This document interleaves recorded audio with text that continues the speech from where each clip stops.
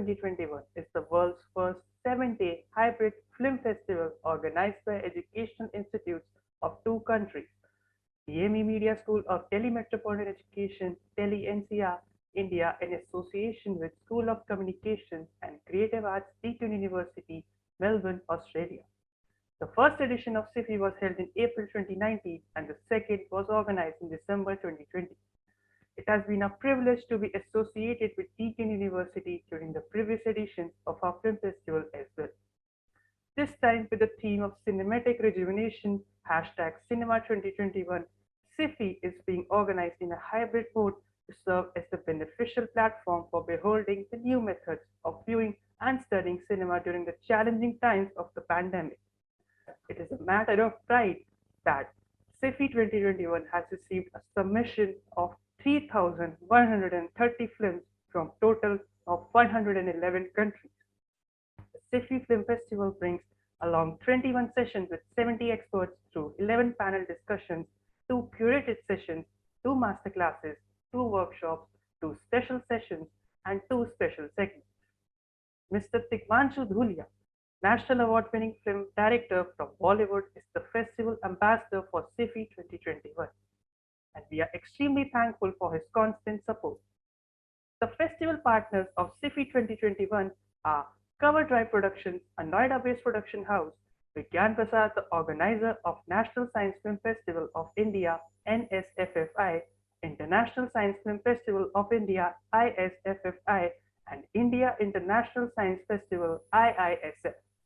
TMS Vatavaran, Environment and Wildlife Film Festival and Forum, Kids Cinema 2020, an online international children's film festival; Culture Cinema, a concept-based film festival aimed at celebrating world cultures; We Care Film Festival for promoting and exhibiting films on disability; Delhi International Film Festival (TIFF) for screening films aimed heightened deliberations on world cinema. From Australia, our esteemed list of partners include Asian Media and Culture Network and Australia-India Film Practitioners and Researchers Network.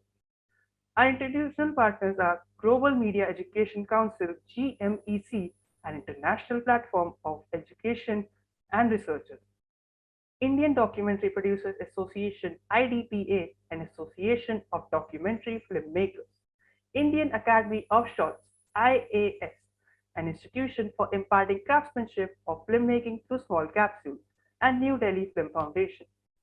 Our media partners are ABN News, a fast-paced current affairs web channel; Hindi Gaurav, one of the oldest Hindi newspapers in Australia; and the Policy Times, an international platform for unfolding policy and governance issues.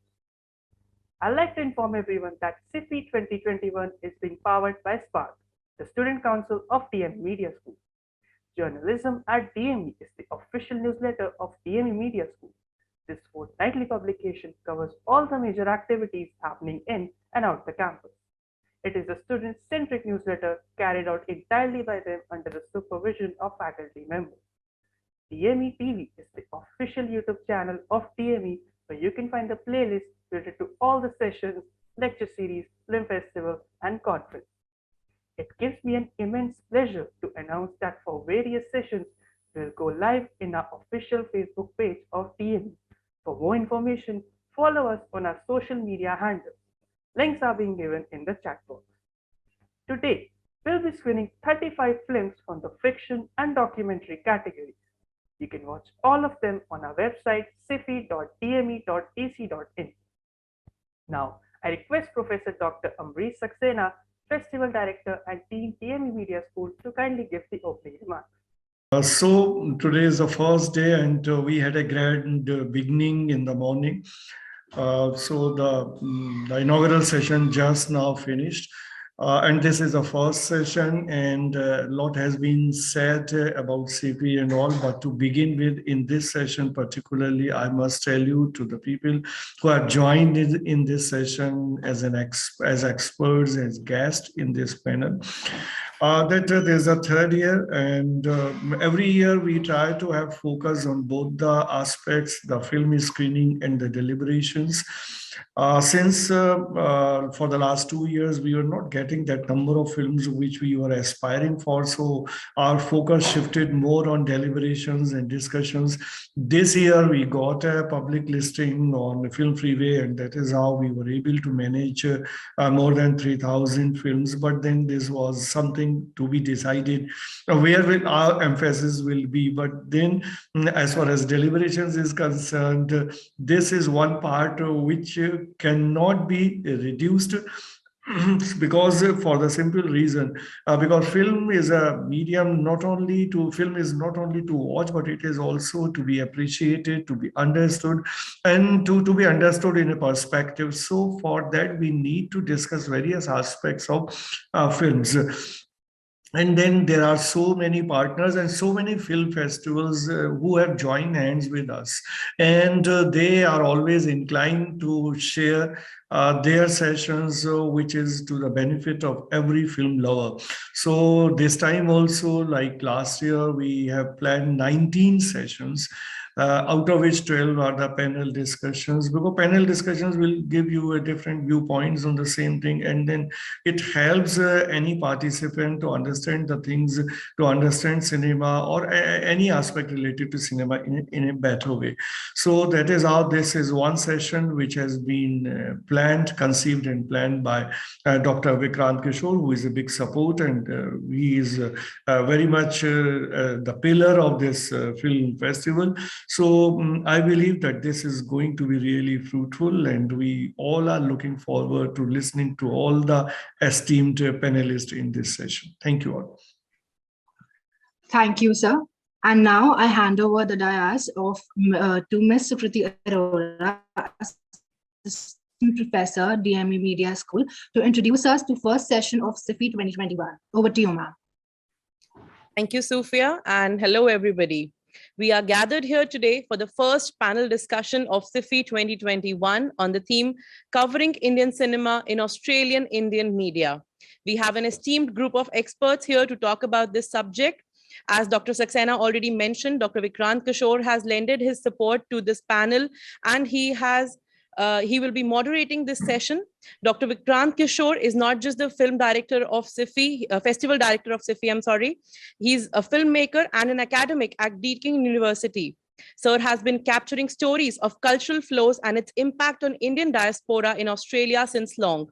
He likes to integrate traditional cultural practices with new media technologies to archive, create digital exposition, and collaborate on multimedia exhibitions and festivals. He has also been a jury member of various film festivals and a member of the Regional Advisory Council of the Victorian Multicultural Commission. Dr. Kishore's area of research includes Indian cinema, intangible cultural heritage, reality television programs, casteism and discrimination. He has authored and edited books on these subjects as well. Sir, we are delighted to have you here with us. In the panel, we have Mr. Neeraj Nanda, journalist at South Asia Times, a monthly tabloid published from Melbourne, Australia, which he edits. Sir has been a journalist for the last 39 years in print, radio, TV, and internet in India as well as Australia. Mr. Nanda has worked with Link, Patriot, Hindustan Times, UNI, Business India TV, Indian Post, Indian Link, SBS Radio Melbourne, and several other media outlets as a freelancer. He is adept in writing on all subjects, but specializes in the content related to the Indian subcontinent and the Middle East. Sir loves to read books and publications about this region while also keeping himself abreast with endless stuff on the internet from all over the world. Very happy to have you here, sir. Next on this panel, we have Ms. Neeru Saluja, a Bollywood reporter for the Indian Down Under newspaper in Australia. Ma'am is a professional writer with 20 years of experience. While in India, she worked with the Times of India and Indian Express. Since the past 17 years, she has been freelancing as a Bollywood reporter. Ms. Saluja has interviewed many personalities from the film industry over the years. She has also covered film festivals such as the Sydney Film Festival, the Indian Film Festival in Melbourne, Women Adelaide, AACTA, and the Asia Pacific Screen Awards. We have Ms. Deepa Avtani, Editor-in-Chief at BYSQ It's Showtime.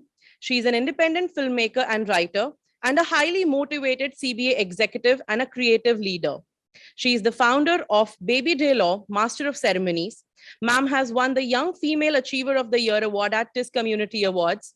She has been a winning filmmaker at the Indian Film Festival of Melbourne 2013 and assistant director in My Melbourne IFFM team. She was titled Mrs. India Global Charming 2016 as well. Ms. Avtani is the director of Young Fighters Foundation Fund and an ambassador for many multicultural programs. She has a vast professional experience as a celebrity interviewer and writer at bysq.com.au. While in Mumbai, India, she did numerous radio ads, voiceovers, and celebrity PR and talent management work. She is an entertainment and media entrepreneur with a vision for the society, and we are eager to hear you, ma'am. A very warm welcome to SIFI 2021. I also welcome Mr. Vivek Asri, a journalist at NRI Affairs, a writer at heart, a journalist by profession. Mr. Asri knows how to strike the right balance between quoting facts and evoking emotions. Through his writing, he tries to highlight the effects of social issues on an individual level. Sir is a graduate in economics and a postgraduate in mass communication. He has been into journalism for over 16 years. In his career so far, he has touched all aspects of journalism, from radio to television and from print to online journalism. Sir has worked in India as well as in Germany. As a journalist, he has been writing on various social cultural issues, including the plight of women and minorities in India. I welcome you, sir. With this panel of highly acclaimed personalities, I am sure the session today is going to be very enriching for all of us. I request Dr. Vikrant Kishore to please begin the day's deliberations. Hi all. Firstly, many thanks for the warm introduction and warm welcome for the whole panel here. I would definitely start with congratulating Amreshji and Professor Sushmita Bala and the whole DME team for creating this festival, and of course, which Deakin University is partnering. And yeah, I welcome everyone for the third edition of SIFI and kickstarting with this first panel. But before I start, I would like to recognize the various traditional lands where we are located and acknowledge the elders past, present, and emerging. I acknowledge the land, waterways, and airways of the Wurundjeri people and pay our respect to all Aboriginal and Torres Strait Island people. I also acknowledge the struggles and the rights of Dalits and Indigenous people of India. So this year, our focus is on the stories of Australian Indians in Australian films. And the 7th specialist panel discussion will see Australian Indians sharing their thoughts on the challenges and opportunities in Australian media. And so we are kickstarting this whole panel on Australian Indian series is on the topic covering Indian cinema in Australian media. And we have Neeraj Nanda, Neeru Saluja, Deepa Avtani, and Vivek Asri with us as panelists. And it's important that to know that in Australia, the Australian Indian community is growing. Yeah, the Indian community, of course, is diverse. The South Asian community is also very diverse, and it is growing. And in next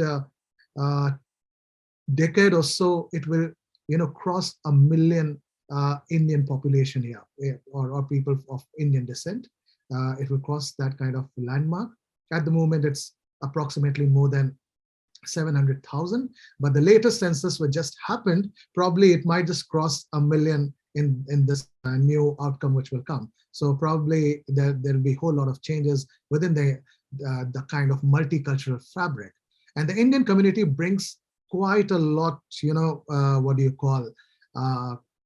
colorful and lots of enthusiasm and lots of kind of driven and motivated people from across the sections of the community. And Neeraj Nanda, who's been one of the oldest journalists here from the Indian community, he has lots of things to share. And Neeru has been engaging with Bollywood very frequently. Deepa has been making films and engaging with Bollywood both. So her understanding is kind of a different understanding of, being behind the camera, also being in front of the camera. And Vivek Asri, he started with SBS here, SBS Hindi radio. He contributed immensely with SBS, and his work has been really, really phenomenal. And though his focus has never been cinema, but his understanding of how things have been in the community is very, very important. And I really admire and appreciate the work not only Vivek does, but all Neeraj, Neeru, and Deepa. So the plan for the panel today is that I'll be giving 5 minutes to each panelist to provide an overview of their work and how do they see the coverage of Indian cinema in Australia. What has been their main body of work? Do they see the demand of Bollywood-based news in Australia? Okay. And of course, for Indians, it's very easy to understand Bollywood or Indian cinema. But let's make a difference here between Bollywood, which is more focused towards the commercial Hindi cinema, and the term Indian cinema, which encompasses all languages, all regions, and everything. So feel free to make that kind of distinction. But I would also be interested in Q&A session, and audience, please feel free to ask as many questions as possible, because this kind of experience of, being an Indian is different, but the experience of being an Australian Indian is a bit different. So this is a kind of an engagement we want to create with these kind of sessions, and to also showcase the community and the kind of talent we have and the kind of work that the community is doing.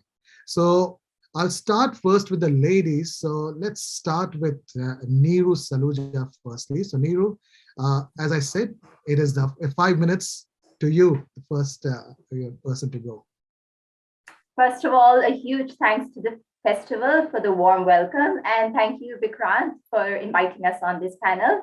And also to my fellow colleague members, a big hello, and very looking forward to share our views on this platform.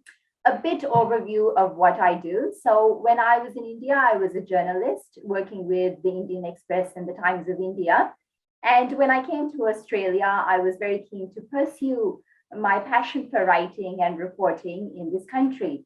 As a newbie with no experience, I was though welcomed with warm arms with an Indian newspaper, and I started freelancing with them.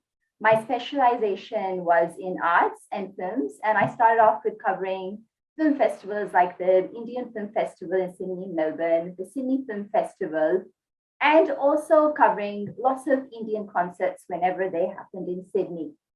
But I have to say, I have been doing this since the past 17 years, interviewing film celebrities, covering concerts, and even doing lots of interviews sitting in Australia with Indian celebrities. It has enormously grown. The doors have opened. There are so many Indian Australians now based in Sydney, Melbourne, Brisbane, all the major cities. So there's a more potential, there's more interest, and the communication channels have also increased. Initially, of course, it was restricted to the cinematic releases, writing reviews about the new cinematic releases and telling them to the community that, this film is coming up and writing about it, how good it is. To, of course, when the celebrities came to the film festival, sitting down and interviewing them and talking to them about their work. But it's not restricted to this now. With the OTT platforms like Netflix, Amazon, and various others, the doors have widely opened. The cross connection between Indian cinema and Australia, and within Australia, Indians has reached to a much more larger audience. That's how I see the growth happening. It's just not restricted. Also, when Indian films were just restricted to the Indian Australians, now as it's on a global platform, the whole world are watching our films and the Indian film industry, which is such a prolific industry. And Vikrant, what is the second question that you want me to elaborate on? Well, how do you see the coverage of Indian cinema in Australia, like especially in the mainstream media, as opposed to ethnic media? And that's where the major, issue comes in as well. I think there's a huge wide gap. Indian media and Australian media, there is still a huge gap, and there's a big step that we need to take. As journalists, I think we are hugely responsible for it.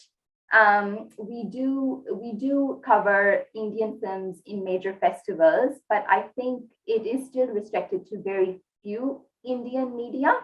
I would also like to put that question that not only about Indian films, but we need to question that what are the other kind of films, like are films from other Asian subcontinents also being featured in Australian media? And the question is that, no, it's not.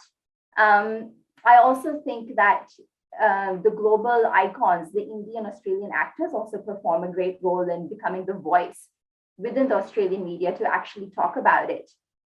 Saying that, we have come a long way in the past 2 decades. We have every year we've got a few films featured in Sydney Film Festival, in the Asian Pacific Screen Awards in Brisbane, and also the ASTA. They have now, since the past few years, dedicated an Asian Film Award category where Asian films, particularly from India, are actually featured, and awards are also, the actors and directors are nominated.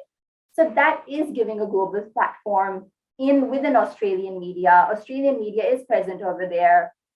But yes, I still see there's a very huge gap, and only maybe if it's a big blockbuster that is featured in an Australian media. If a big concert happens, like a Shah Rukh Khan or Salman Khan concert, that is featured in Australian media. Or if there is a film that deals with a highly social issue and is impacting the audience and touching the hearts of Indians and Australians, then it's featured in mainstream media. So saying that, I think we still have a lot of hard work to do. And as journalists, we play a pivotal role in this. Great. Thanks, Neeru, for setting the stage. And I'll now throw this same questions to Deepa. Firstly, provide an overview of your work and how do you see the coverage of Indian cinema in Australia? And yeah, feel free to respond the way you want. Yep, sure. Thank you, Dr. Vikrant Kishore. Sorry, I've just lost a bit of my voice. Now, firstly, I would like to thank SIFI and its team, DME, Deakin University, Dr. Vikrant Kishore himself, and Ambrish Saxena for this coveted platform. Now, to begin with, I'm certainly excited to be sharing my position as one of the members of such a talented panel. So thank you to my peers and colleagues here to be part of this session where we'll be able to exchange our views and contribute more between the two continents. Now, as an editor-in-chief at Biscuit Showtime, I would like to acknowledge all the traditional custodians of our countries, Australia and India both, and recognize the continuing connection to the land, sea, culture, and community. We at BISC pay our respects to the elders and past. Now, Dr. Vikrant Kishore clearly, started off the session by saying there are about 700,000 Australian Indians currently, which is nearly about 2.8% of our population of Australia. That number might sound really, really small, but it's actually a significant contributor in terms of all the streams of our Australian economy. We are kind of the second highest tax-paying diaspora after the British, making it clear that as a group, we're making significant contribution to Australia's economy. So entertainment also is part of Australia's economy, where it does drive a lot of talent more than just the dollar. Now, Indian population is also increasing exponentially by 11% every year. I am glad to say that, Punjabi and Hindi both are like top 10 languages spoken in Australia. And Australia is thoroughly a multicultural country. So that's a moment to be taken a pride in. Pretty predominant names: Sydney, Melbourne, Brisbane, Perth, Adelaide, Darwin. And that's where a significant population is there. Now, I'm just talking about Australians currently, but who are born in India. We're forgetting the fact that there are a lot of Australians being born who belong to families where the Indian tradition still continues. So we still have the trickling effect of our culture, our heritage going down the generations. Now, in this as such, I were to say, now I myself used to do a lot of let's say voiceover, etc. So I was always connected to media back in India, and I used to do a lot of PR for a lot of talents, be it sports or movies back in India, and I continued that feeling when I came here. And that's when I saw it was just not the movie Soldier in 1998, where we saw like a jhalak of, let's say Australia, or the popular Hey Baby movie where we saw the Sydney Opera House, and that's in 2007. And I was still in India then. But when I came in Australia, it was that movie Salam Namaste. Come on, we all wanted to go to Great Ocean Road for it. So, and a lot of students wanted to come here because that's the impact it had. So Australia, yes, has an impact because it's touching the heart of billions of people in India. And today media is very well connected in India because of, let's say, the availability of internet, the way people have become tech savvy. So this is the right time to actually tap on it. And I must acknowledge how Neeru kind of said, we as journalists play a big role in doing so, because it's just not one viral video that we might think it's touching the, let's say, the Hindi speaking population in Australia. We are clearly connected now back in India. So we are exchanging a lot of talent and their work between the two countries. Here we might be touching 2.8% of population, but there we are touching at least millions, if not billions. And that's a huge number if we were to see for any filmmaker, a producer, a co-producer. So that's the main role of media. It's just not us who are contributing in the mediums per se, which is social media also nowadays. But yes, I do see that was limited earlier. Since the last decade I've been in Australia, it's significantly changed. Yes, we are still a small percent of people inclined towards promoting Indian movies, Indian talents here in Australia. I would acknowledge we are not like at a grand level, at a platform that it deserves, because Indian movies come with their greatness and the grandness, and that's the attention they deserve. Because even if there's a small percent here who will be watching, or there's small percent of distribution happening, or just a 1 week of show of a particular movie, but the way it is strategically released or distributed is done where there's a lot of densely populated suburbs where Indian population is prevalent. And that's where they also get the numbers. So unless we as journalists put that pressure on to build and create the hula, we don't drive that audience to the movies. And that's where also the big bucks and big numbers are there. So I think we are far away. It's like the craziness that cricket has got in Australia with us Indians. If that's the craziness we were to see for the entertainment and the talent from any industry from India to Australia, I think it's just going to come with firecrackers when that time will happen. Great, thanks, Deepa. I think you touched upon an interesting point about the porosity of the borders, that how things now, especially with the internet, borders are not limited. And the news, earlier we used to just think about, if we are creating stories, then it is just focused on Australian Indians. But actually, even through my own news portal, I've seen the engagement to hear Bollywood, not from an Australian Indian, is far more, interesting in India. And I get lots of engagement in my kind of portal as well by the Indians per se, more than the Australian Indians at times. So anyway, Bollywood is something which, or Indian cinema is something everybody is interested in India specifically. But then the interest is also happening. And next in the line to speak, I would definitely call upon Mr. Neeraj Nanda, and he has a huge experience. Neeraj Nanda has been, not only doing film reviews, but he has also become an accredited film reviewer for Netflix. So recently he's been doing and getting preview access of Netflix films and doing that for his particular South Asia Times. And his contribution has been immense. So over to you, Neeraj ji. And so can you give us a more kind of an insight about your body of work, especially with the focus on cinema? And and how do you see the coverage of Indian cinema is as of now, and where do you want it to go? Thank you. Okay. In fact, my journey is very long, 39 years old, and next year I'm completing 40 years in journalism. I write on all subjects, including my passion, politics, But as a cinema, I am an accidental cinema journalist, And I just, in a short, tell you how it happened, because it's very interesting for students who are hearing, that I was working in the Hindustan Times, and one particular, because every week, every Friday, the new movie was released in the cinema halls. These were the days when there was no Netflix and internet. So, and very hardly any computers. So it so happened that the reviewer was on leave, and there was nobody to write on the review of the latest movie from Bollywood. I can't remember the name of the movie.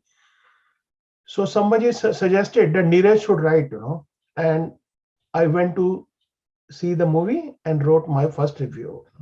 So that's how I started. And along with that, when Doordarshan started showing movies every Saturday, I suspect, and later on every Sunday, and now we see every day. So Hindustan Times wanted me to write a preview of every movie which was to be shown on Doordarshan. So I started writing that for Hindustan Times, and I wrote with just my initials, NN, sort of a Doordarshan preview, just telling what the movie is, how it had performed in the earlier days, lot of old movies. So, and so on and on. And what it so happened that again in Hindustan Times, a movie called, it was on journalism, it's a New Delhi Times, was shot in our office. And I had first time had a look at how a film is shot, and that helped me a lot, which I think all journalism students should understand, that if we know how a film is made, then we can write well on it and see the intricate things in a movie. In fact, when I see a movie, I can know where it has been edited. I can make out some idea. So it's a long story. I won't continue in that. And coming to then, so I was also in Business India TV, and along with politics and all, I used to cover local politics and and also entertainment. So cinema came, a lot of Bollywood was coming to Delhi, and I used to go to cover the stories, and all the camera persons in my TV channel, Business India TV, TVI, it's collapsed, wanted to come with me all the time, everyone, to see a Bollywood party, so like I met everyone in the film industry.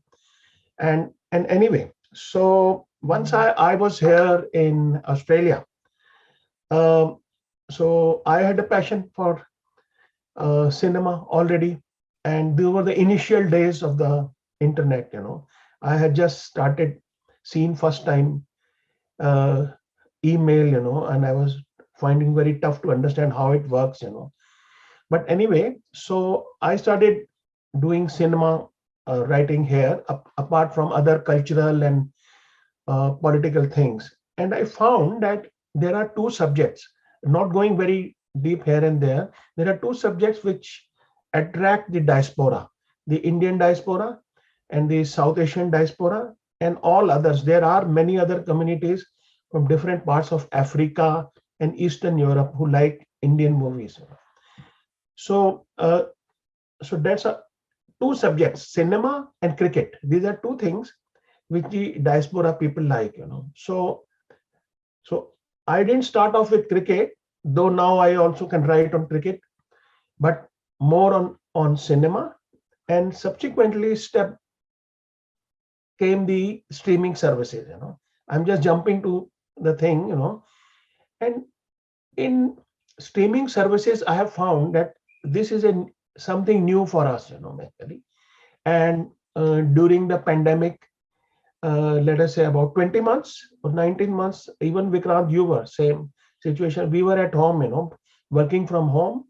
And so I set up an office here and was watching, let us say maybe 20-25 movies every month, and I started writing and I realized that it's not very difficult to write about a movie, to review it, having a background of knowing how a film is shot, but streaming service is slightly different in the sense that it's shorter movies, and the Bollywood movies which I saw in the early years were longer, like 3 hours.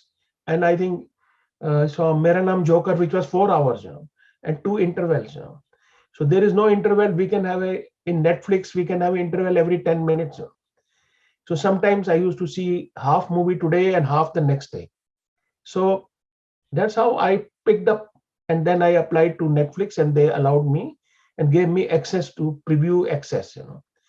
So I feel that in the diaspora, in the ethnic media, we need some serious writing on cinema. By when I say serious, I don't want to say that others are not writing properly. I'm not sure about that. But what I say is that people should write from a critical angle as far as possible, because writing, if we review a movie, if we write a review of a TV serial or a movie or a Manoj Vajpayee movie or whatever it is, we should be able to, tell what is the goodness of the movie, how was the script, and how the movie was shot, and if there is a mistake, to point out that a lot of times I find mistakes in big movies, so that's why I gained a lot through this experience, and it's been on and on. And people here, we should not forget that a lot of people from Africa also like Indian movies. I know people from Somalia, they learned Hindi from Indian cinema. And this is one point I wanted to mention here, that the Hindi language survives in Australia because of Hindi cinema. So that also is a positive thing from Indian cinema.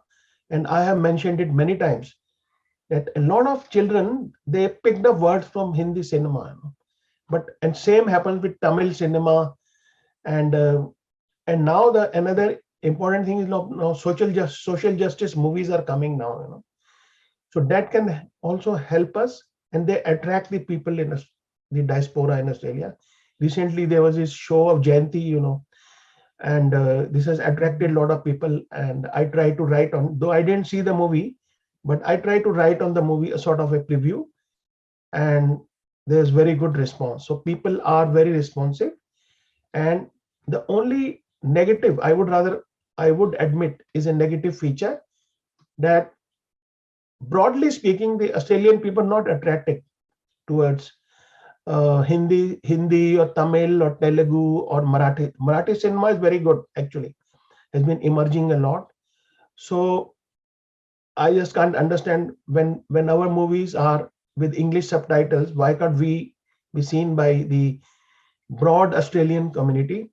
And maybe the TV channels only show American movies. There's hardly any Australian stuff. Neeraj, I'll have to Thank you. cut you short here. So Thank you. I'll have to stick to the time limit as well. So you actually pointed out few very important aspects. And one of the things we all understand that, firstly, ethnic media is not a big media. Basically, in Australia, ethnic media, when we say ethnic media, is from the multicultural community like Indian media or Italian media or Greek media. So these are known as ethnic media here. So the Indian media is not huge. And then another issue with Indian media is that it is mainly run by single individual. And that single individual becomes jack of all kinds of reporting. So that person is also doing, films, also doing politics, that mostly covering cultural events and things like that. And and that's the kind of challenge one has to go through. But lots of people are also doing some interesting kind of work. And our next speaker is Vivek Asri, who has been a journalist with SBS, and he has done some incredible work. His new venture, NRI Affairs, is focused on very kind of issue-based topics.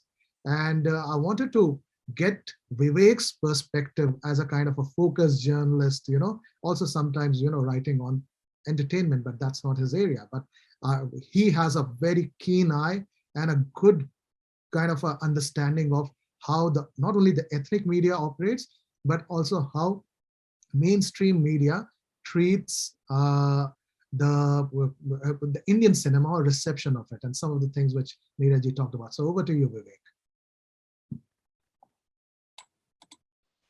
Thank you, Sinesta, for the warm welcome and this opportunity.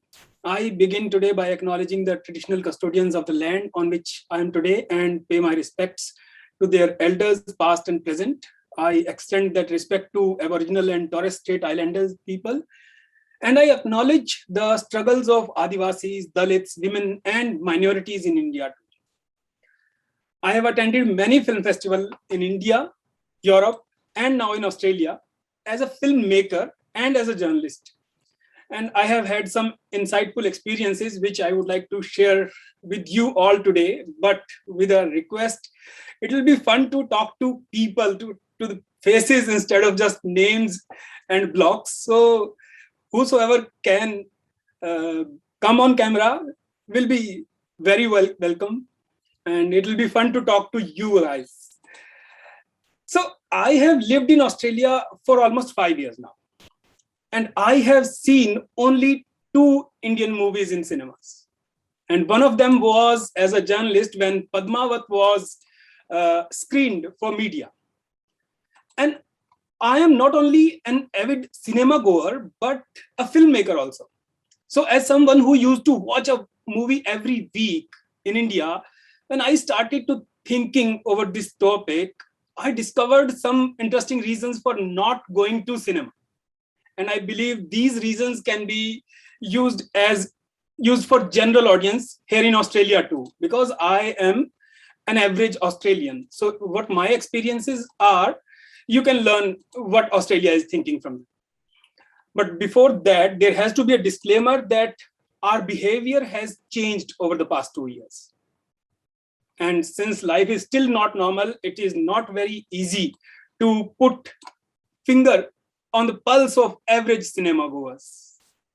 This change starts from the term cinema goer itself, as we have not been going to cinemas for almost 2 years, and it is difficult to say if we would ever return to going to the cinemas like before, thanks to Netflix and the circumstances that forced us to watch movies from homes.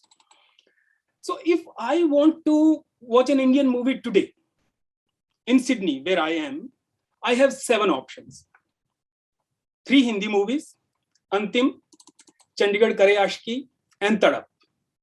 2 Punjabi movies, Tija Punjab and Shavani. And two Telugu movies, Akhanda and Pushpa. But the question is, will I go to a cinema hall to watch any of them? I don't think so. If I would watch a movie in cinemas today or this week, it will most probably be Spider-Man, West Side Story, or The Lost Daughter. Why? Because, Martin Scorsese once said that cinema is a matter of frame, what's in the frame and what's out of the frame. And what's in the frame for an average Australian does not correspond with an Indian story. In my opinion, we, the audience, connect to stories closer to our homes. Therefore, the story of an Indian orphan who gets separated from his family at the age of 5 and ends up being adopted by an Australian couple resonates with the Australian audience more than the story of an Indian bodybuilder who falls in love with an Indian Zumba trainer in a gym in Chandigarh. And this is the first reason I would go to watch Spider-Man or West Side Story. You might say, however, that how can I connect with the story of a man bitten by a spider and jumping from one building to another? And although there also I have a case, because Australia is a country of spiders, and someone who kills 2 to 3 spiders every month can make this case. But the fact is that the chances of my colleagues, my friends, my social circle discussing Spider-Man or the West Side Story over drinks or a coffee are higher. Therefore, chances of media writing or talking about a Western film are higher. And this is the answer to that critical question why Australian media fails to pick up Indian cinema stories adequately. And I see another reason too. There is a reason which is not the issue, but it does play an important role. Indian stories, issues are peculiar. Despite their seriousness, despite their importance, despite the gravity, they are too complicated for an outsider. Be it caste, be it religion, be it regionalism, be it our politics, they are too complicated for an Australian to understand and to connect with. So at the risk of being blamed for oversimplification, I would say media talks about what people want to talk about. And an average Australian audience like me does not talk about Indian films, unless it is somehow related to Australia, such as Lion, the story of an Indian orphan I mentioned. It is a story, it was a very big film here in Australia, and it was made by an Australian, but the story was Indian. That's why Australian people could connect. Australian people could not even connect with a film where a cricketer, Australian cricketer played a role. That is the gravity of the issue. And the other reason, in my opinion, is the image of Bollywood. Though Hindi filmmakers are making much better films than the industry produced in 90s and early 2000, the image has not changed yet. Indian movies, especially Bollywood films, when I say Indian movies, the image, the Bollywood films are still melodramatic stories where boys and girls dance around trees. Unfortunately, even the Australian film festivals have failed to pick some of the great recent Indian films for the same reason, the image. And this has more to do with publicity on the part of producers who have not invested adequately in the Australian market for reasons not known to me. And some blame goes to Indian officials too, who despite All right. all the talks about, Vivek, you'll have to wrap up in 30 seconds. I'm wrapping it up, so there is a tiny audience for Indian films here in Australia, which is Indian diaspora, and we journalists will have to come out and bring those stories to Australian audience. Thank you. Thanks, Vivek. Lots of interesting thoughts out there and lots of points which I can start a debate on those, because there are certain perspectives which I do not agree to. And there are, of course, the way you have tried to, create a kind of an image of why Indian cinema isn't liked. Of course, I understand that Bollywood has been stereotyped for long, and that stereotype also plays into that kind of Australians perspective who always, in a way, dismisses Bollywood as if something which is an escapist cinema. Who would want to go to a singing and dancing film if you can watch a kind of a musical film from Hollywood, and then musical films like, I'm forgetting the name, La La Land, it does wonders, okay? Because after a long time, La La Land comes in and it does wonders, wins all the Oscars, big box office blockbuster. But the same kind of La La Land films, which are in abundance in Bollywood cinema, doesn't get that kind of traction. So I would like to again open it to all the panelists here as to what Vivek said, and he actually has stirred up some kind of hornet's nest at the moment about why the Australian media does not pick up Indian media. So what are your thoughts or any other thing that you want to comment? So I'll go back to Neeru again, and then after this response, I'll move on to Q&A session. Thanks, Vikrant. I actually agree on Vivek's point that Bollywood is very stereotypical in the minds of be it Australians, people from Europe or Americans. They still think it as the song and dance kind of movies. But if you watch films that are being released in the cinemas and are being released on the OTT platforms, we have stepped away from the song and dance routine. Many of the films produced these days do not involve a song and dance. They just put it a song and dance in the end for the glamour side. They're tackling social issues that are not only prevalent in the Indian society, but they are prevalent across any conservative society across the world. So we are making a move. We are changing the way people perceive Bollywood. But again, as I said, we've still got a long way to go. Considering that even Indian actors a few years ago were always typecasted in Australia in a very stereotypical role, for example, be the cab driver or the person who speaks in the typical Indian accent.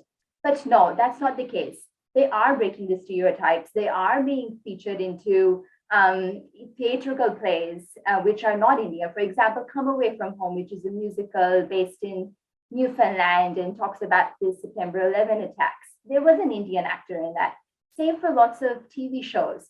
So we are breaking the stereotypes of Indian cinema, and we've come a long way since then. So I would say that as long as journalists, we keep on changing that scenario, and things have improved now. We've got the social media platforms like Facebook and Instagram, where we can reach global audiences to talk about various social issues that Indian movies are talking about. Thanks, Neeru. So over to Deepa and then Neeraj and then Vivek to respond. Yep. Thank you again, Or Vikrant. feel free to Now- add anything else on these kind of comments made by the panelists. Yeah. Okay, absolutely. Now, thank you, Dr. Vikrant Kishore, and thank you, Vivek, for your opinion there. Now, all I would want to say is Bollywood is nearly 109 years old this year. And we in Australia, as Indian Australians, might be the first or the second generation. We all, as a belt, play a big impact in bringing over our culture, our flavor, our colors, everything. So it obviously will come with time that it's coming. But with social media and OTT platforms, the way Netflix was always there in US. The moment it came in India, suddenly there was a boom. And a lot of people started watching Indian movies across the world. Why? Because there are mediums which play a stronger role only when we who can contribute to that medium work along with the speed it requires. So we are there, but we are maybe not getting the momentum it needs. Today, I would say, even in supermarkets, I'm just going to be a bit colloquial in saying we never used to find anything like our lentils or etc. anything easily. We had to travel to a particular destination to get the flavor back from home. But today, if I were to walk to my closest supermarket in Australia, I can still access like the lentils and the spices, etc. I don't have to particularly go to an Indian store. That's the flavor of our ethnicity that I'm talking about. It's the same flavor of cinema, which will come and become common when the time will come. So if flavors of our plate took that long to come to supermarkets, it would take longer even to come for the cinemas to catch hold of the audience that would come regularly to snack on a popcorn and enjoy an Indian movie in Australian cinema, and the audience is not just Indian audience but a mix. So there are Korean festivals which happen, and a lot of not just Korean people go there. So this picking up is what I feel. I think if we keep on acknowledging at the speed we are contributing and bring in the momentum, it will help the distributors to bring more on the land and offer us to those audiences to go and enjoy the cinema as if we were enjoying with our family back at home. So that's me. I think it will take a while, but we have to continue contributing and keep loving and increasing our love for Bollywood and Indian cinema through the heart that we would have given if we were back in India. So yeah. Yeah, thanks, Deepa. And there's not only the problem of Indian cinema about being stereotyped, and in fact that is a big problem of being stereotyped, because if Iranian cinema can do so well, if Korean cinema can do so well, even being outlandishly violent or horror films and all, but then there is a specific things which attract the audience. So Japanese films have been so long, and without any population of Japanese here in Australia, yet Japanese films are were the very, very much well respected and talked about. For me as a researcher and as a filmmaker, like when I came to Australia first, I would see the libraries full of books on Iranian cinema, Japanese cinema, and on Indian cinema, only maybe 3 or 4 books, and that too written by scholars from UK or Canada or even USA. Now it has changed a little bit, it's still not there. So that kind of intelligent discussion, Bollywood's or Indian cinema or commercial Indian cinema was right away from the beginning dismissed by its own people, its own journalists who would laugh at the Bollywood plot line, the Bollywood structure, because always the comparison for the privileged journalists were their access to Hollywood and their comparison of Hollywood with Indian cinema to start dismissing it as to calling it escapist. So Neeraj ji and Vivek, on that note, your thoughts? Well, my view is that good films are also available through film festivals like International Film Festival of Melbourne, but there are very few. But if International Film Festival, Indian Film Festival of Melbourne is also there, but that is more for Indian and South Asians, while streaming services, cinema halls, the question is that the Australian media does not cover Indian movies. That's the main thing. There's only one newspaper which I have noticed, and that is Guardian Australia, which is more a British edition of Australia, which once in a while and now quite frequently starts reviewing Indian movies. And another factor is, which I think Vikrant, I don't know how you ever thought about it, that Indian cinema is also very diverse, It's not just Hindi cinema, For example, let us say Jayanti, this is the recent movie on caste issue and social issues. I think if the film is promoted properly, I think people will see it. And it is also needs to be covered by the mainstream media. That's my view, I have tried, but not succeeded, So more coverage in Australian mainstream media will help to promote Indian movies. And for this, Indian film industry should also be interested. That's another point, If we only think about making money, yes, we have to make money, because movies you have to invest big money, Still, publicity is needed, Public relations is needed for Indian cinema in Australia, not just for Indian festivals, and they'll go on an international festival. If you see the international, let us say the Sydney Film Festival, international festival, and the international Melbourne Festival, there hardly any Indian movie in it, nothing. So the few are left in the Indian Film Festival, Melbourne and Sydney, nothing. Otherwise, So we need more release also, and more publicity in the mainstream media. That's my main point. Thank you. Yeah, thanks, Neeraj. And that was it has happened as well. I was talking to one of the distributors of Z, and she said that she got a special request to organize the screening of Radhe in a small town called Dubbo, and in a drive-in theater. And Dubbo is predominantly a Caucasian, white, kind of a small town. Yeah. There is an interest happening, and a movie like Radhe going and being played in a theater, in a drive-in theater, was unheard of. But it did well out there, and they are constantly requesting Indian films as well.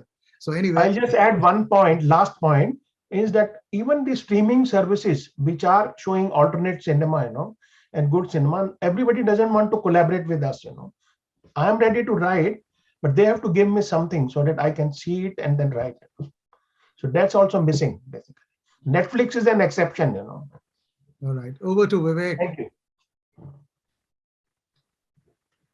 I'm sure what I'm going to say will create another debate, especially Dr. Kishore is not going to like it.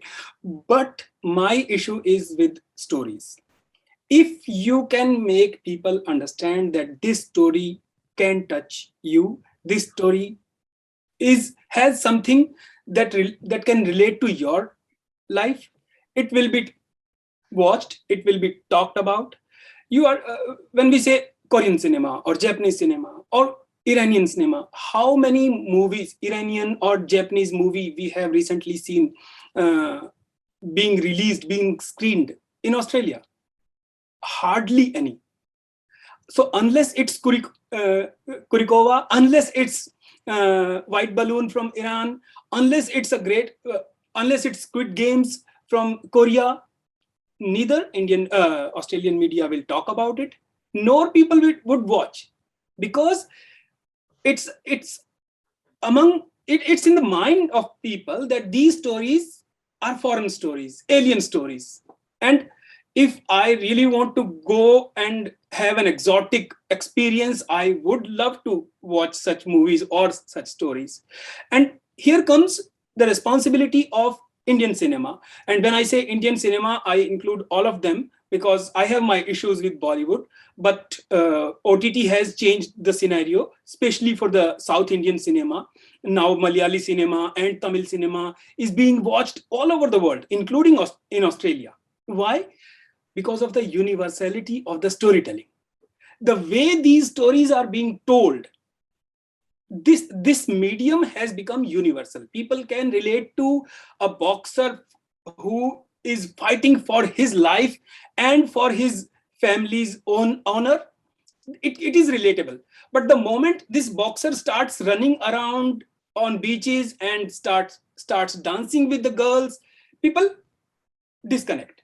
So that connect is missing. And that's the only reason why White Balloon was so popular, or why these Kurikova movies were so popular, because these were connectable. People could connect to them.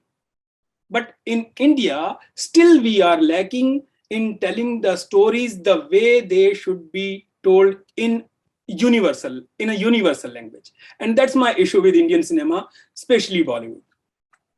Okay, so you answered your question yourself. Okay, you are saying at one hand that Malayalam and Tamil films are doing that, and then you are saying Indian films. I would say Bollywood films are not doing that enough, but regional cinemas are doing it very, very exceptionally well. And that's what my staple has been over the last 2 years. So many Tamil films, so Yep. many Malayalam films, from Karnan to Pariyamal Perumbadram, then Sarpatta Parambarai. There's so many films, or the latest Jai Bhim. All these films have made a difference. Probably if there wouldn't have been an OTT platform, I wouldn't have watched those, but now I watched and I get really moved by, and those have a kind of a very international kind of a feel and appeal as well. But I'm moving on to the questions asked by the audience here. So Khushi asked this question, and feel free to so the question is again on OTT platform. Do you think upcoming future OTT platforms will become threat for theaters? So your perspective, anyone can respond. I think it's we can already see the thing. People now have a habit of watching on OTT, but people don't want to go to the cinema hall. A lot of people don't want to go, though. In Australia, cinemas have just opened, just started. So we don't know what will be the future. But I have been to cinema after the opening.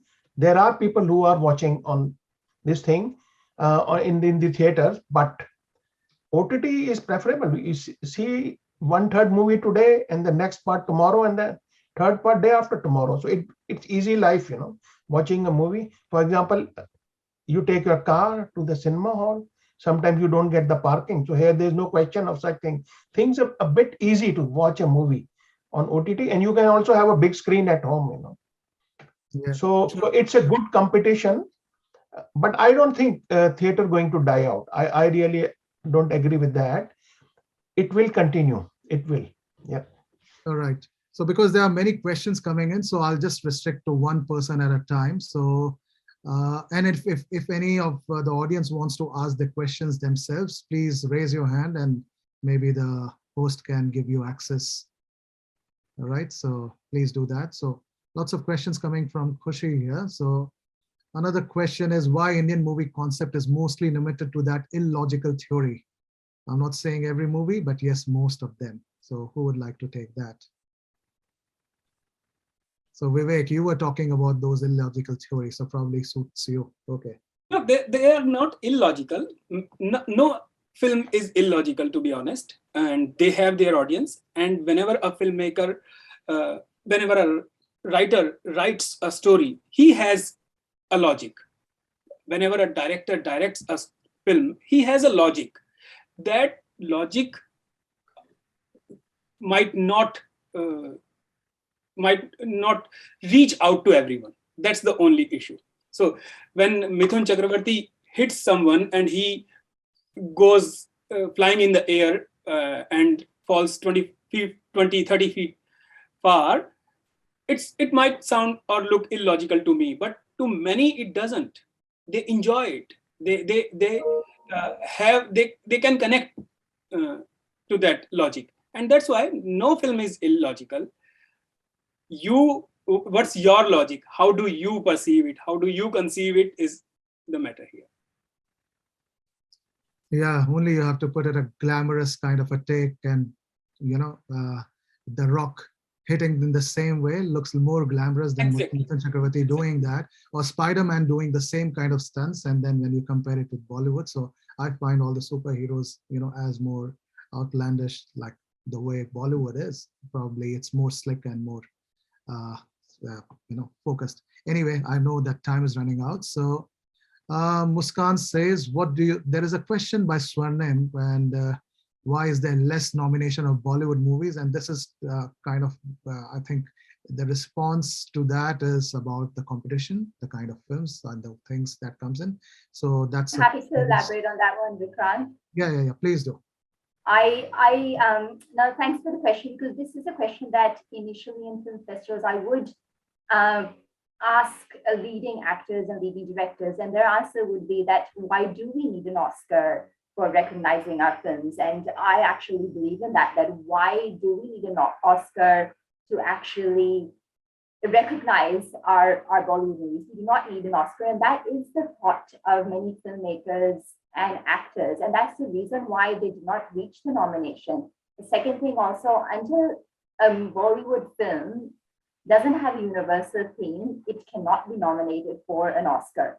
So until we reach that stage when a Bollywood film is marketed for a universal audience and has a universal theme, we won't reach the Oscars.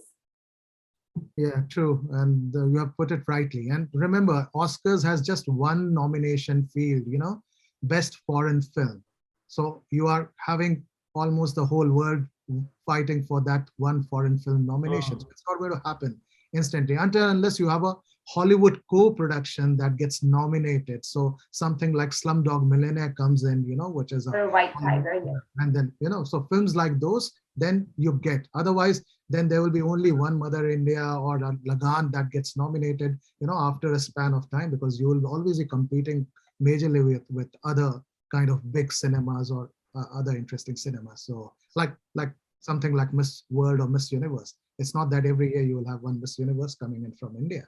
It took almost 21 years to get another.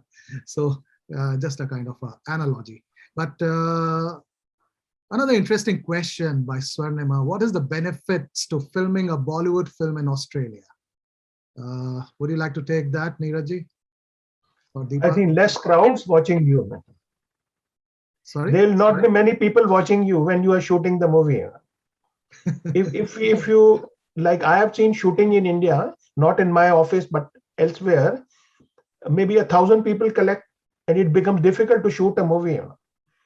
So most of the Bollywood people, not just the mainstream, the others also like to shoot overseas, especially Europe and Bulgaria and those countries which are low population, so that they are not disturbed while they are shooting the movie. So that's the point I want. Deepa, you wanted to add something? Yeah, like from logistics point of view, definitely. Though our Indian talents are used to getting the attention even while getting off their car, they do miss that. But I would say the benefits is not only you exposed to the Western culture through the medium of Indian cinema, and let's be honest, we as Indians love what's on the West. We always like to explore what's on the West. That's where the boom in tourism, education, a lot of things comes between the continents. So that's at the behind the cinemas what happens. So that's the benefit both the countries understand and exchange for giving us their space, their zone, their permissions to make it happen. But the most of the benefit is for the talent who was restricted to Indian boundaries to show its talent on Cinema Ka Parda is actually now exploring international borders to show their their talent in a Western attire or an Indian attire in a foreign environment, and still gaining that attraction in both different countries. So that's a huge platform. Even if there's a typical Desi movie, there is one song done by Yashraj in Switzerland with that Indian actor in a silk sari, we definitely go and watch that movie. So that's a main benefit for the producers, but a charming benefit for us audience. So yeah. Well, that was the initial case. First and foremost, the most important thing, the touristic gaze.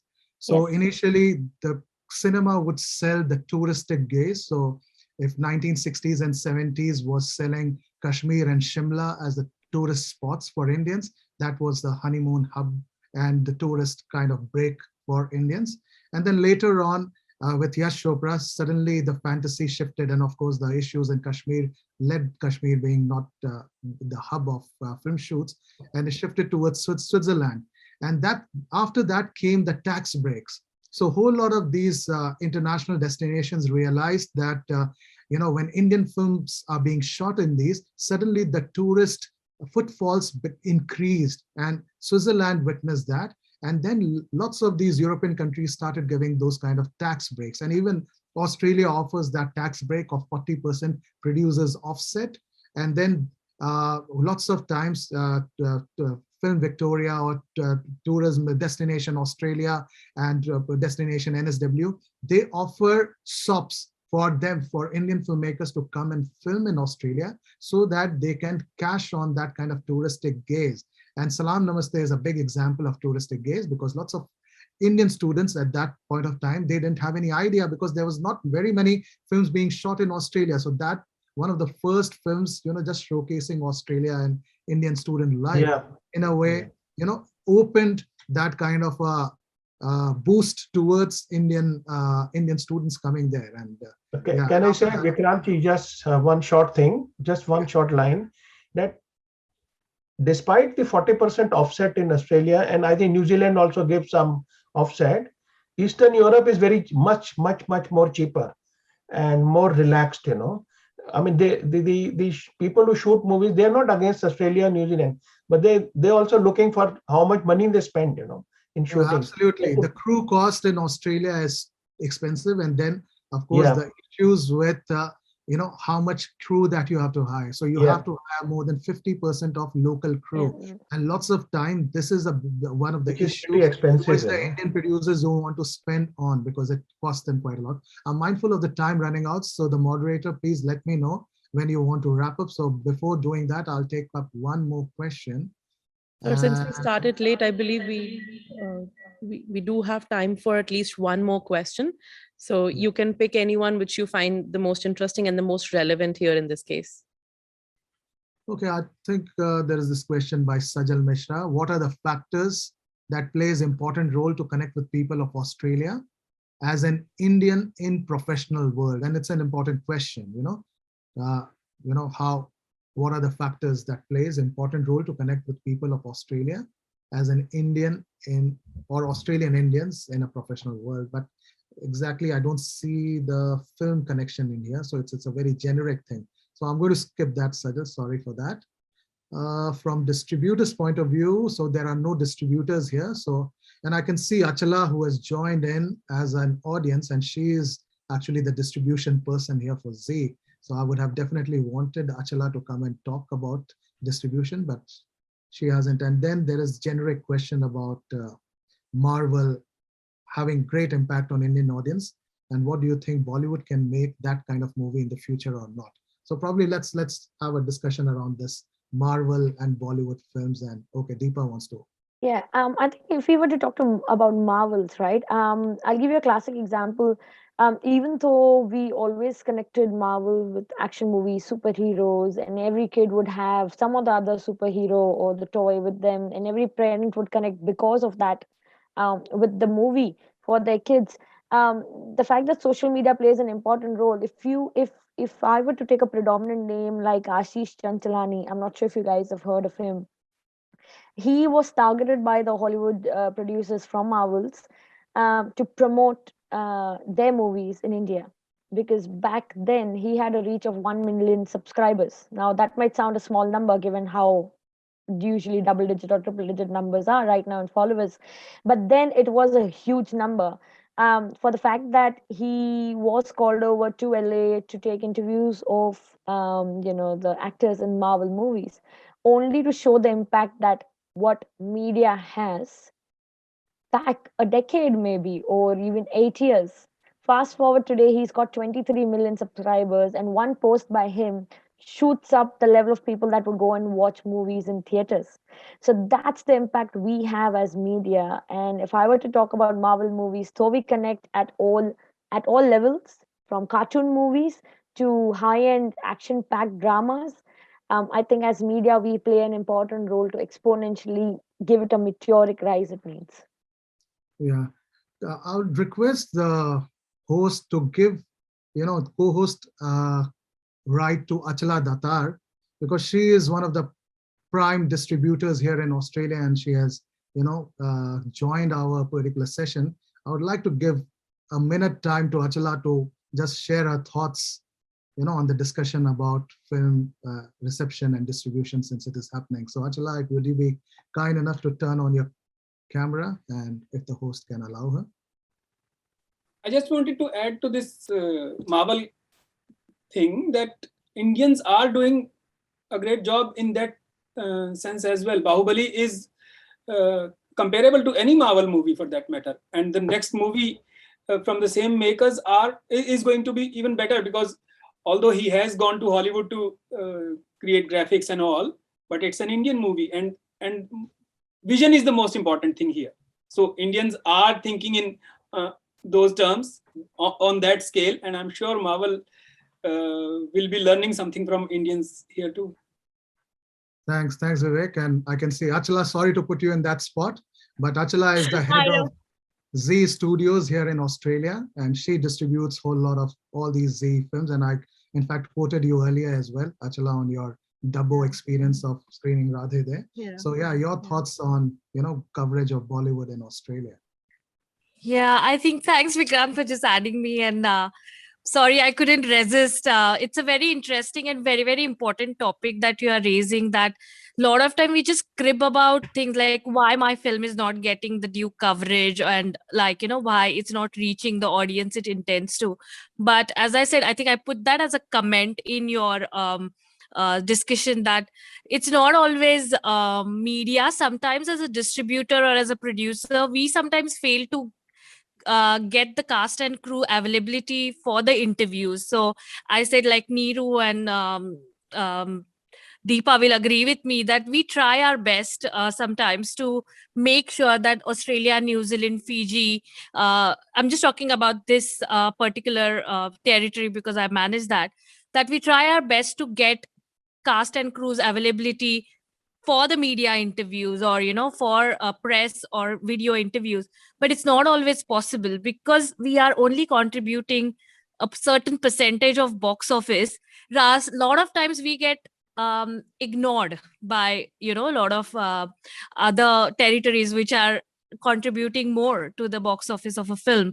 But it's changing, how, and it's also the time difference. Australia being like almost 5.5 hours or sometimes 4.5 hours behind, ahead of India. The mainstream media journalists may not be available to take those interviews, because a lot of times cast would be only available, say 5 o'clock in the evening in India, but that's almost 11 o'clock here. So not necessarily we get journalist attention or journalist time. So it is bit of that. I mean, say it is manageable because this is all admin thing. It's not like a creative thing. Like these things can be managed. But I think that is also very, very important point, that as a distributor or as a producer, everyone needs to make sure that we have to have a media day set for every territory, and that should happen. And more we do that, more and more we make our cast available for all the interviews. I think media will have to take interest and start taking those, start giving coverage to Indian films. And I think other than that, I think discussion is going beautifully. I think everyone is making very important points here. Yeah, thanks Achala for joining us. And I'm going to now wrap up this session because I know we are running out of time now. So I would like to thank all the panelists for joining us. Thanks so much, Neeru, Neeraj, Deepa, and Vivek. Your contribution has been immense in this field, and we really look forward to more of your writings in Indian cinema. And that's one of the passions that we all share, is to talk about Indian cinema and films. And we should continue doing what we are doing and engage the mainstream media as well. So over to you, the host, or Amrishi. Thank you. Thank you. Thank you so much. Thank you.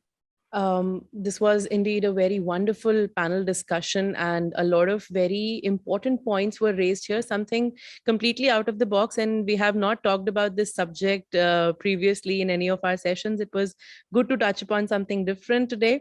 And all the panelists, thank you so much for coming here today. Ms. Deepa, Ms. Neeru, Mr. Vivek, Mr. Neeraj, thank you so much for coming in today, and Dr. Vikrant Kishore for putting together this beautiful panel. And I would invite Professor Dr. Susmita Bala, Head DME Media School and Associate Director of the Film Festival, to please give the concluding remarks for this session. Thank you, Sukriti. Thanks everyone for sharing your valuable thought and experience. Thanks, Dr. Vikrant Kishore, for bringing such an interesting panel to us, to the audience of SIFI 2021. All the panelists, Neeraj Nanda, Neeru Saluja, Deepa, and Vivek Astri narrated their captivating stories, which gave us an insight with regard to the connection between Indian cinema and Indians in Australia. We could also understand how Indian cinema is being covered in Australian Indian media.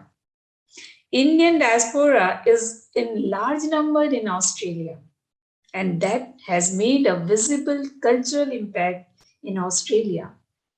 Indian films are popular in India as Indian, they are carrying their culture with them and they feel passionate about Bollywood. It was nice to listen to you all. This has enhanced our love for Indian films. आप लोगों ने सही कहा कि हम जो भी फिल्में देखते हैं और हिंदी की फिल्मों से हम बहुत कुछ सीखते हैं, जैसे कि कहा कि हम हिंदी बोलना सीखते हैं और हिंदी के बारे में समझते हैं, कैसे बोलना है, किस जगह का क्या प्रोनाउंसिएशन है, कैसे हम उसको डिपिक्ट करते हैं, बहुत इंपॉर्टेंट है. This is actually positive things. And फिल्मों से जो सीखते हैं वो जैसे सभी लोगों ने डिस्कस किया, हम कल्चरल थिंग्स को सीखते हैं, रिलेशनशिप सीखते हैं, ट्रेडिशंस वहाँ के समझते हैं. इसके अलावा स्टोरी टेलिंग, आइडियाज वो हमारे दिमाग में फिल्मों से आते हैं जो हमें बहुत स्ट्रॉन्ग बनाते हैं. That I feel. So thank you for interesting session. Thanks to all of you for sharing your ideas. Thank you. Thank you so much, Bala ma'am. I would now like to extend my immense gratitude to the management of DME. Without the support of Mr. Aman Sahani, Vice Chairman DME, Honorable Justice Bhavar Singh, Director General, and Dr. Ravikant Swami, Director of DME, we would not have been able to come this far. I also thank them for giving us this wonderful opportunity and the resources to carry out the same program. I am thankful to Dr. Amrish Saxena, Dean DME Media School and Festival Director SIFI, Dr. Vikrant Kishore, Festival Director, and Dr. Susmita Bala, Head DME Media School and Festival Associate Director, for their constant guidance and encouragement at every step. I thank our partners for collaborating with us in our efforts. My gratitude also goes to the student body of DME Media School, SPARK, that is students with positive attitude and resonating communication. I want to thank our jury members, Mr. Nimish Kapoor, Mr. Murtaza Ali, Ms. Supriya Suri, and Mr. Pankaj Rakesh for patiently and fairly watching all the movies and for giving their precious time and feedback to us. A special note of thanks to Ms. Manmeet Kaur, Ms. Shruti VS, Ms. Mudita Raj, Dr. Manasvi Maheshwari, Dr. Teenam Bora for their efforts and constant support and cooperation. I thank Dr. Krishna Pandey, Mr. Pramod Pandey, and Mr. Mohammad Kamil for the media coverage of SIFI 2021, Mr. Sachin Nair, Mr. Sumantra Das, Mr. Yogesh Sharma, and Mr. Vishal Sahai for the technical production and digital management of SIFI. I thank Mr. Anmol Mehta for designing and Mr. Abhishek Yadav for the IT support to this program. I would also like to thank the student team of SIFI who worked tirelessly facing all the challenges and obstacles of the pandemic and making sure the program goes smoothly.